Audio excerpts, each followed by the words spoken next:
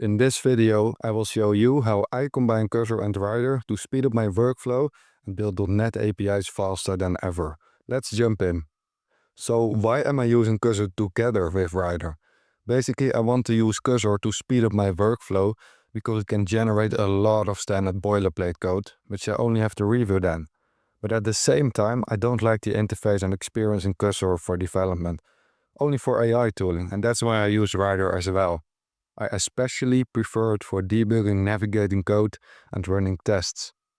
So when I first started using Cursor, I only used Cursor, and that's why I hated the process at first. So I abandoned it after a few tests, but in the back of my mind, I couldn't let it go completely because I saw the potential of being much faster with writing, or rather, generating code.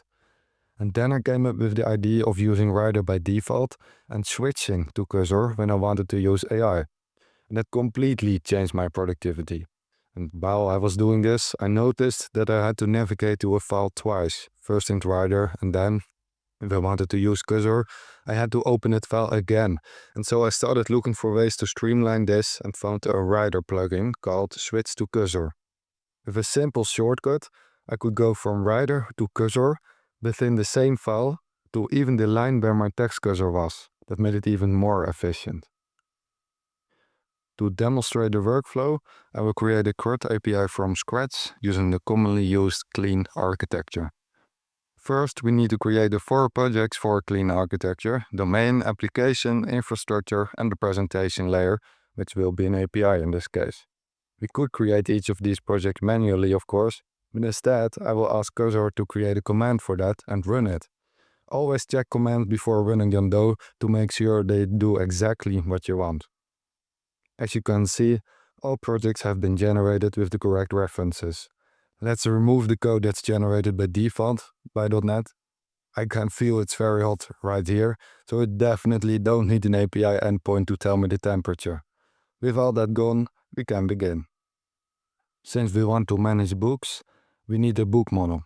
We ask Cursor to generate a basic book model without relationships to keep it simple for now. And then we ask Cursor to add Entity Framework with Postgres to the solution. It installs the correct NuGet packages. Again, always check this before you have a security hole in your app. The DB context is being created and being added to the program.cs file for dependency injection. Let's create our initial migration. In order to test the migration, we need to have a database running.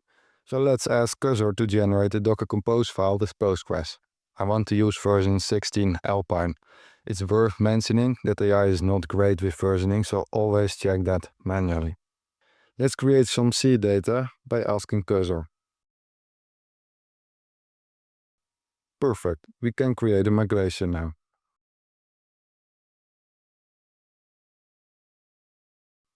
In clean architecture, it's very common to use the repository pattern, so we will ask Cursor to generate the base repository interface and implementation, as well as a book repository and implementation.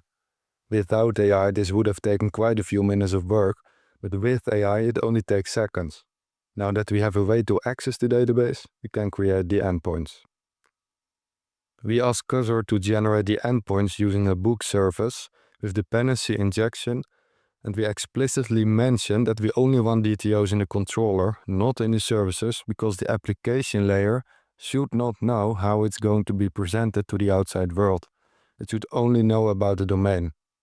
So a tip here is to be very specific in what you want. If you don't provide instructions, the AI will figure something out by itself, and sometimes it can lead to a good result, but most often you want something different.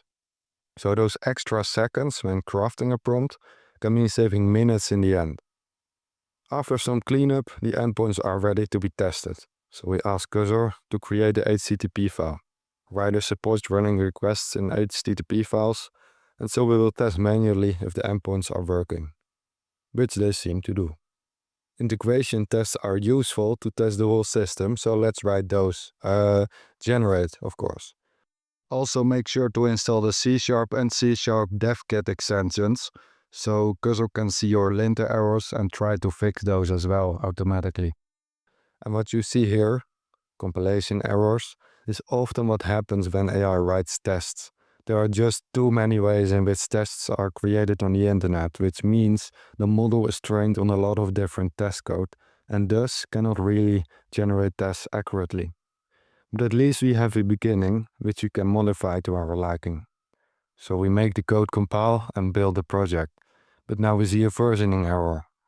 I know I've said versioning should be done manually, but let's see if Cursor can solve it this time. And it actually can, although it didn't do it in one step, but in two. So I would suggest fixing such minor problems yourself, since that saves tokens. Anyway, let's run the test now. Apparently, an error is happening. After investigation, it appears that AI doesn't solve human stupidity. I forgot to apply the migrations to the database before the integration tests run. After adding it, only one test fails. Investigation shows that a new book object was being created, instead of updating an existing one. This is a perfect showcase of how AI is definitely not 100% correct right now. I think if we gave Cursor the error, it would have figured it out eventually, but let's just do it ourselves, because I think that's quicker. So I open Cursor and go straight into the line where I was in Writer. I select the lines that should be fixed, press Command+K to make an inline edit, and ask Cursor to update the existing book instead of creating a new one. Inline edits are perfect for situations where you don't need the entire context of the file, but just want to change code syntax or change code in a currently selected scope. Now the tests are running all successfully. So we've built a fully functioning API from scratch in a complex architecture with almost no human written code. And what would have taken hours before can be done in minutes, and most of the time spent here is setting up the projects, not even adding the features. Now that we have a structure, let's make sure Cursor always knows about the way we want to code by creating Cursor rules. So let's ask Cursor to write them by itself. And now adding a feature is very simple. Cursor will receive the context from the Cursor rules on every request and now exactly generates what it needs to generate. Even the quality of newly generated tests will improve because the model can see the way they are currently implemented. I am skeptical of using AI for everything though. I think AI can be used in two ways. Either letting AI do the work or working together with AI to do the work. And I prefer the latter case. If you would only let AI do all the work, you would gradually lose the capability to solve problems on your own. And they haven't even spoken about code quality problems with this approach.